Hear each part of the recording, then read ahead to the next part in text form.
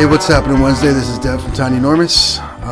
That was a clip of our new song, Precipice Recipe, that came out last week. There's a link in the description if you want to see the whole video. But today I'm going to talk about Iron Maiden, one of the greatest metal bands of all time, one of the greatest bands of all time. Quick shout out to our manager Billy. He got me the ticket and picked up that flag for me at the show. And I've been a Maiden fan since before Billy was even born, right? And a lot of people have been Maiden fans for most of their lives, or a lot of their lives. There are people who travel the world to see this band play. They're one of the greatest metal bands of all time. They're one of the greatest bands of all time. They've had a 40-plus year career, I think, at this point.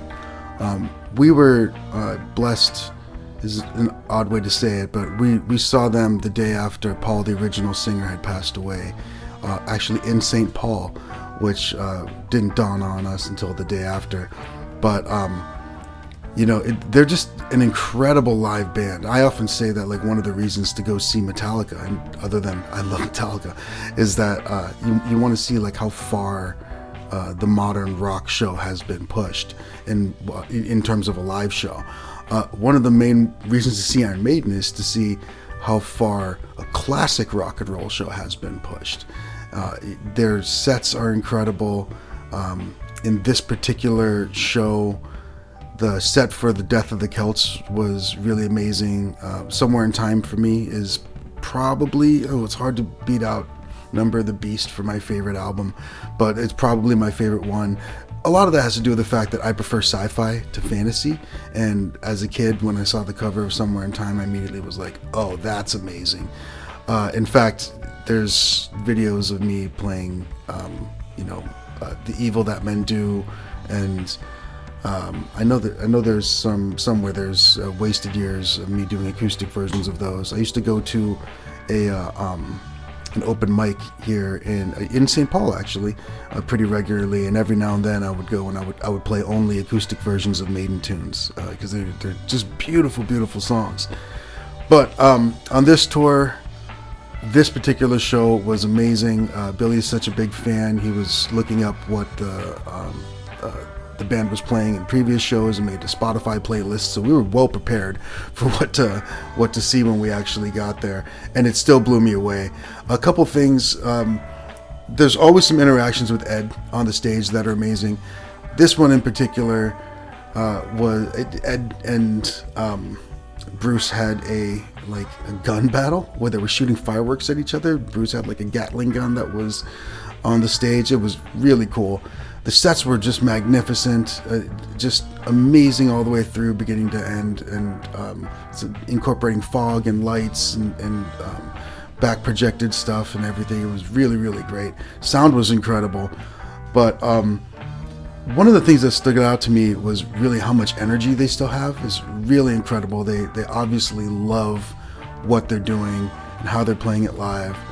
I will say that, some of the classic songs really shine live. I can't believe I finally got to see, The Prisoner live. The Trooper was also amazing. Can I Play with Madness was oddly a highlight of the show. Never particularly one of my favorite songs of theirs. Hey, honey, don't scratch on my chair. That's Commander Wisdom. That's my best friend. But don't tell the dog that I just said she's my best friend. But the video for that was playing in the background, and I'd kind of forgotten how, at a time when, in the 80s, in MTV, when everyone else was just performing for a bunch of cameras in the room, Iron Maiden was investing and creating, in their videos, and creating videos that had stories to them, and even had, portions of animation for Ed. Like I said, the whole package was there from the beginning. They had a vision, and they were sticking to it. It was really cool to see.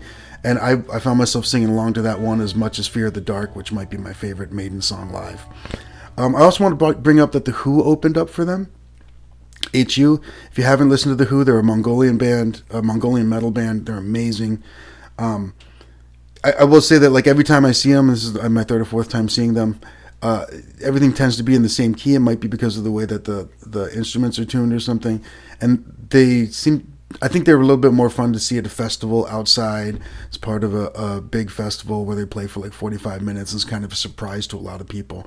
Indoors, it didn't seem like it was as great, and that might have just been that particular performance. But I saw them at Louder Than Life the other year, and it was chef's kiss amazing on the main stage.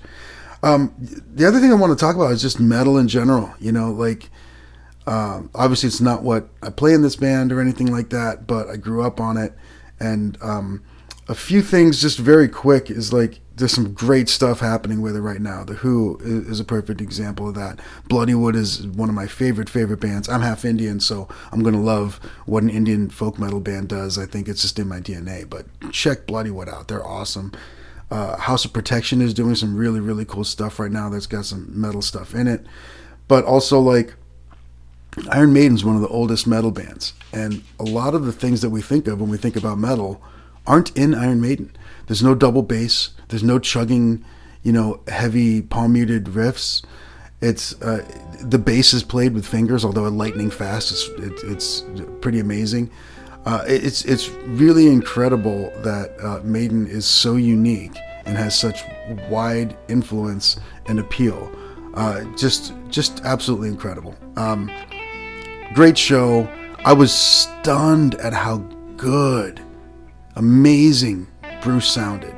I mean, at his age, doing that as often as they do it on tour, running around the stage, absolutely belting out the songs, just incredible. I will say Nico looked like he was kind of struggling a little bit. Struggling might be a strong way to put it, but the vast majority of the show, he stuck to the hi-hat, the kick, the snare, and the floor tom, and really just kind of at the end of songs would stretch around on the kit. Some of them seemed like they were a little bit slower than usual. I can't imagine playing this music this often at his age. But so glad that I got to see them on this tour. There is a rumor going around that this would be Nico's last tour, so super excited. I don't know, can't establish that in any way, shape, or form. Just heard the rumor. So yeah, Maiden, absolutely incredible live. Just one of the greatest bands, and really some worthy heroes in the genre. Let's end this with a sneak preview of one of the next songs that's coming out for the new album, and I'll talk to you next week. Cheers.